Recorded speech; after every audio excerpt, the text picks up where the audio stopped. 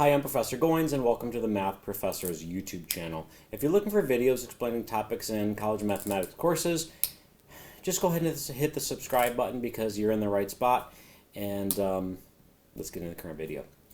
I want to take a look at the third video in this little mini-series, homogeneous equations with constant coefficients, and what happens when the characteristic equation has not only real roots, but those roots might be repeated.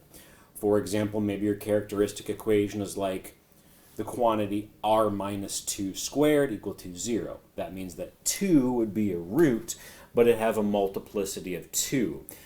So let's go ahead and take a look at that situation. So suppose the characteristic equation is r minus 2 squared is equal to 0. Said differently, we would have r minus 2 times r minus 2 equal to 0. And up to now, we would say that, one root is 2, and then the second root is 2 as well, because the 0 of this factor, the 0 of this factor. So in other words, the root is 2 of multiplicity 2. Then we would say, well, my solutions would then consist of y1 is, let's say, a constant multiple of e to the r1 times x, so e to the 2x. But then y2 would be c2 e to the 2x. And remember, the general solution to this homogeneous equation would be the sum of those, or in other words, any linear combination of these two base functions. And that would give me y is equal to c1 e to the 2x plus c2 e to the 2x. And notice that both of those have a factor of e to the 2x, which means I could factor it out. c1 plus c2 e to the 2x. But of course, c1 and c2 are arbitrary constants. So the sum of two arbitrary constants would be another arbitrary constant, which gives me, I'll just abbreviate that as c3 e to the 2x. Now, characteristic equation is a quadratic. That means my differential equation was second order, and I'd like to have two linearly independent solutions. Well, I have one. So how could I actually construct or find a second linearly independent solution if all I have is the fact that the root is 2 of multiplicity 2? Well, the idea is actually going to go back to the beginning here, and I'm going to say y1 equals c1 e to the 2x. That is going to be my first solution. My second solution is going to be very close to this. I'm not going to use a constant as my coefficient. I'm going to say y2 is actually going to be u of x e to the 2x, where u of x is going to be some function that depends on x. So maybe my coefficient isn't just a constant, maybe it has x's in it. Now what could it have? That's what we're going to discover. And then the same procedure would work for any other root, any other equation, if I have repeated roots, repeated real roots. So let's go ahead and take a look then and see what we would have. Now, again, this is my characteristic equation. So let's go ahead and see what was the differential equation that came from. Well, if I go ahead and take r minus 2 squared, I can foil this, right? I'm just going to multiply r minus 2 times r minus 2, and I would get r squared, and then I would get minus 4r plus 4 is equal to 0. So this is the characteristic equation that we would have had. And what would the differential equation have been? Remember that the powers of r replaced a order of a derivative of the same exponent, so that the order of the derivative matches the exponent, meaning I would have had the following differential equation. Y double prime minus 4y prime plus 4y is equal to 0. This would have been the differential equation we would have had. Okay. Now, if I want to say that this u of x times e to the 2x is another solution, what I'm going to do, let's kind of talk about the game plan, and let's go ahead and do it. I'm going to take this function here and plug it into the differential equation and see what sort of conclusions we can make for the function u. If this right here goes ahead and satisfies this differential equation, what can we say about u? And then we'll see that as we kind of go through the steps here. So I'm going to go ahead and clean this side of the screen up, and then we will go through the process. Okay, just for reference, I'm going to put the function up here, u of x e to the 2x. Since I'm going to be working with that, taking multiple derivatives, I'm going to replace u of x with just u, or I'm just going to abbreviate it as just the function u, knowing that it's a function of x. And then write up the differential equation up here, just so, again, for convenience sake. All right, well, if I'm going to go ahead and take this function and plug it in here, I need to plug in the function itself, the first derivative, and the second derivative of it. So let's go ahead and take derivatives. Y prime, using the product rule, would be u prime e to the 2x plus 2u e to the 2x. Okay, so using the product rule. Second derivative, product rule here, u double prime e to the 2x plus 2u prime e to the 2x, product rule on the second term, plus 2u prime e to the 2x, plus 4u e to the 2x. And of course, the two middle terms I can combine, giving me the following for the second derivative. So u double prime e to the 2x plus 4u prime e to the 2x plus 4u e to the 2x. So I've got the function itself, I've got its first derivative, and I've got its second derivative. And what I have to do is take all three of those, plug them into this differential equation, and then we'll see what happens. All right, so since I kind of get a little cramped here, let me try it with a different color.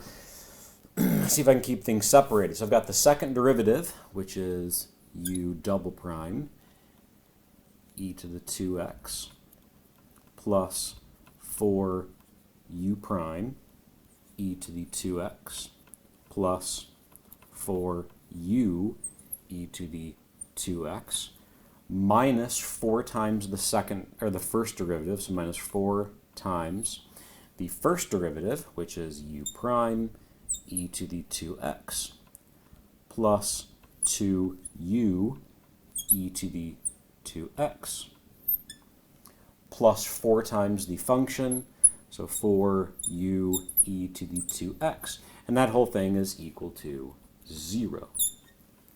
All right, this is what I get when I plug in the function, first derivative, second derivative into this differential equation. Now let's see what happens. Well, I've got some positive and negative terms. Let's see if anything cancels. Notice I've got negative 4u prime e to the 2x if I was to distribute this through. Well, I also have a positive 4u prime e to the 2x. So that means that that term and that term cancel. What else do we have? Minus 4 times 2u e to the 2x. That's going to give me a negative 8u e to the 2x. Well, I've got 4 of them here, 4 of them here, so that means that that cancels with this one and this one, and all that remains is the very first term, which is u double prime e to the 2x is equal to 0. Well, exponentials are never 0, so that must mean that this coefficient is 0. That means that u double prime is 0. And remember, here's what I know about the function u now. U is a function of x, and its second derivative is 0. What types of functions have that property? Well, the only functions that have that property where their second derivative is always going to be 0 are linear functions, right? If I take, let's say, 4x plus 2, the first derivative is 4, second derivative is 0.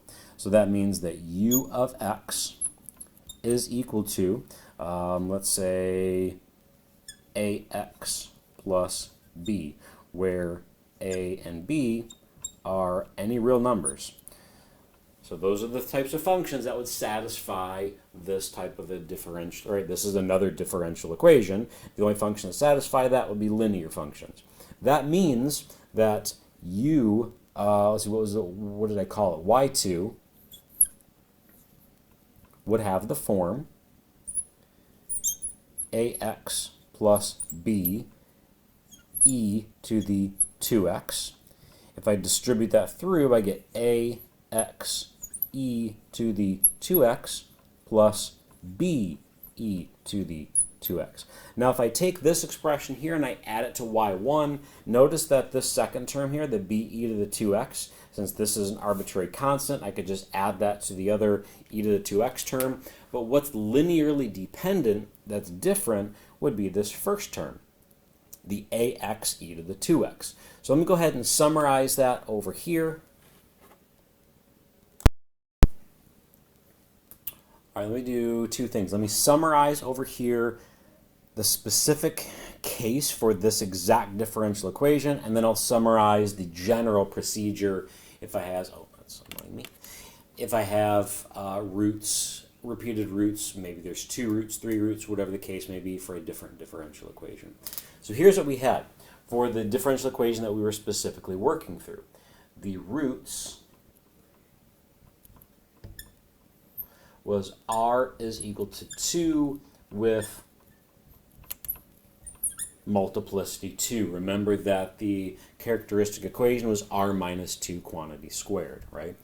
And therefore, the two linearly independent solutions to this the corresponding differential equation were y1 is equal to e to the 2x, and y2 is x e to the 2x. Therefore, the general solution would be y is equal to c1 e to the 2x plus c2 x e to the 2x. Okay. So for the characteristic equation where the roots have multiplicity 2 and the root was 2, the two linearly independent solutions are e to the 2x and x e to the 2x. Therefore, any general solution would be a linear combination of those, so c1 e to the 2x plus c2 x e to the 2x. Okay? So that's what I get for this particular case. Now, let's say more generally,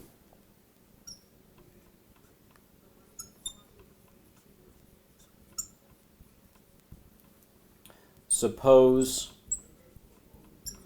the characteristic equation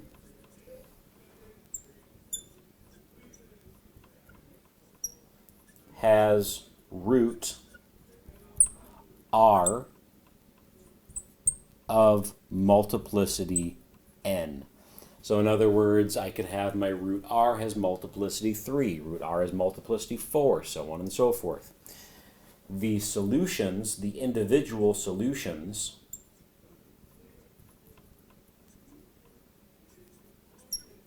are y1 is equal to e to the rx, y2 is equal to x e to the rx, y3 would be x squared e to the rx,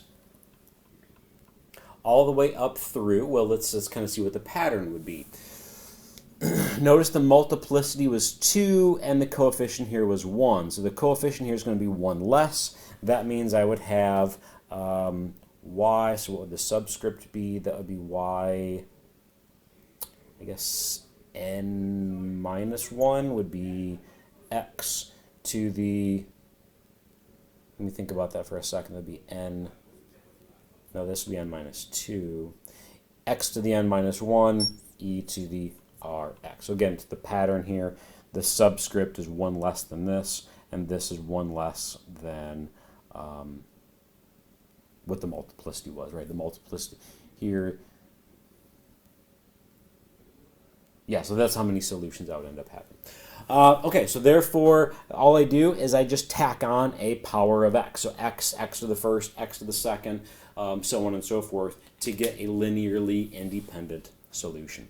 Again, thank you for watching. Please consider subscribing, and see you in the next one.